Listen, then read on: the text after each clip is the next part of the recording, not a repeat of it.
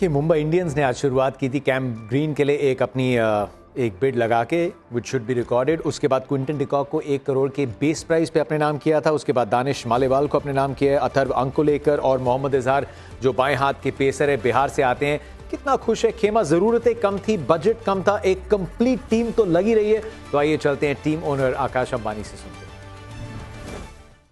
Akash, first up, how does it feel to go into an auction with very little to do compared to the lofty standards that Mumbai Indians have set in the past?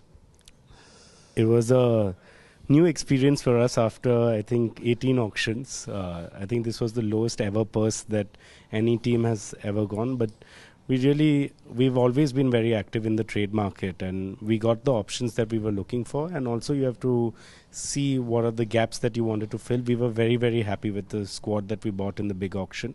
And then following it up with the 3 trades that we did was really, really helpful for us to have clarity about the roles that we wanted each players to play, and go and do that. So yes, it was a new experience. Fortunately, till now we've got all our players at base price. It's good to get some uncapped players at 30 lakhs.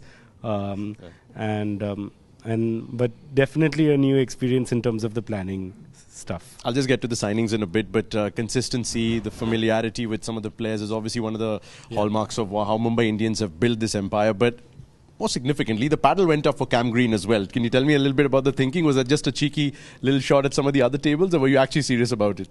No, we are always serious when we raise the paddle, but it's a bit of a homage to, his first IPL team was Mumbai Indians, and we think he's a very, very, very good player, and even better person. So just a little homage to Cam Green. We knew he was out of our purse for this auction, but just to tell him that we value you and you'll still be amongst our thoughts whenever Cam Green's in the auction.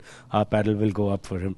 Well said, well said. And you did exactly that for Quinton de Kock as well. He comes back as well, and I'm sure there are a lot of talking points already from Mumbai fans' point of view about who opens with Rohit now. Obviously, that'll come much later, but the thinking behind getting Quinny de Kock back to Mumbai.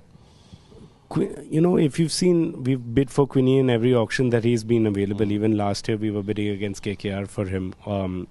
And the real thought process is there's a real chemistry now between Rohit and Quinny. They were the championship winning opening pair for us. Yes, it's been 5 years later. That's what I told them when I spoke to both of them. But from my point of view, he's still very, very, very experienced and a very good IPL performer.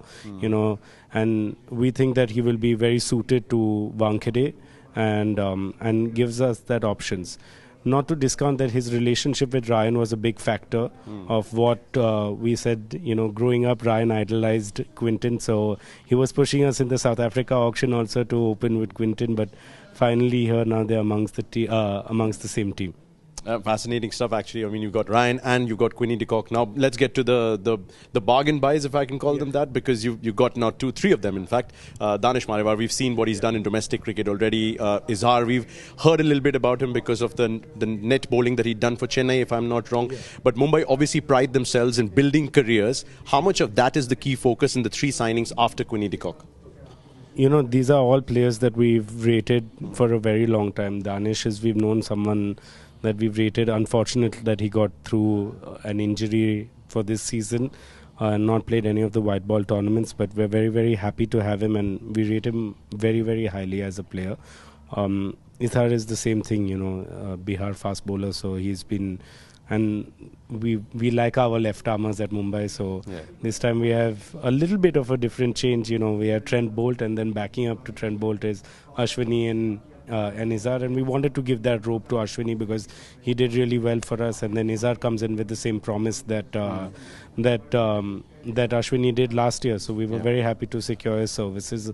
Net bowler, and then attended a couple of trials, so we were very unsure whether we would get him or not, but very happy to have him. And then Atharva obviously has been with us from the last time he was with the team in 2020 when we were in the COVID bubble, and local Mumbai boy. And this time we thought a little bit, and that's why Shardul's trade happened, and is to bring back some of the players from Mumbai. And we're very happy with them. Of course, they have the age profile that can, really have long careers with Mumbai Indians. How much of this has been gut feeling for you? How much of this is planning, preparation, and analytics? Do you rely a lot on gut feeling as well still? Not so much actually. You know, a lot of them is actually to be suited to the roles, and we've been very focused. I think we're very very keen to just not looking at the long-term future of Mumbai Indians, but have immediate success in the following season. Yeah. So for us, we have to understand that what kind of a squad we're trying to build, and so that they can all perform for this coming season, and then have the potential to even excel the game in the future seasons for Mumbai Indians. So a lot of planning and more the clarity about. We walked into this auction with 20 players. So which role would be the backup role and which one would be the backup -2 role. So that's the kind of planning that we have to do. And finally, Akash, I've got to ask you this. What's an absolute non-negotiable in an auction for you in terms of maybe an object, a person, or perhaps a habit or a superstition? Non-negotiable, I think, is to have good planning. Right?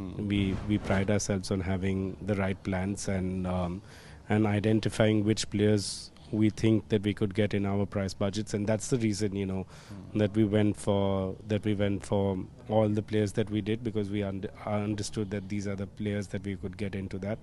And we really do pride ourselves as a franchisee to plan, and then the result follows the planning. So that, I would say, is something good. On a lighter touch, I have to wear something red on my body. So is that right? My brothers gifted me this watch, so I'm wearing that. Fantastic stuff. Thank you for the insights and good luck with the rest of it. Thank you very much.